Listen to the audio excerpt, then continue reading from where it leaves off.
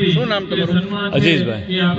આજે મનુભાઈ અને રઘુભાઈ બે વડીલો પદયાત્રા કરીને આવ્યા છે મા નર્મદા મૈયાની.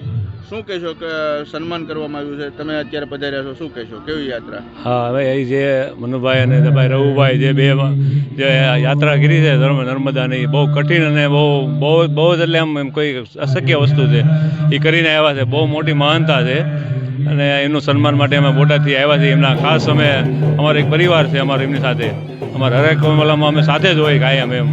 અમને બહુ ખુશી છે કે આ મનુભાઈને અમે એનું સન્માન કરવા માટે આવ્યા, સામેલ થયા છીએ અમે તમે સામેલ કર્યા, અમને ઘણી ખુશી થઈ. શું નામ તમારું? પ્રદીપભાઈ ખાચર. પ્રદીપભાઈ, આજે જે કુંડળની અંદર જે બે વડીલો છે તે પદયાત્રા નર્મદા મૈયાની કરીને આવ્યા છે, આજે સ્વાગત રાખવામાં આવ્યું છે. શું કહેશો, કેવો ઉત્સાહ? આજ તમે જોઈ શકો છો સમગ્ર પંથકની અંદર ખૂબ જ ઉત્સાહનો માહોલ છે.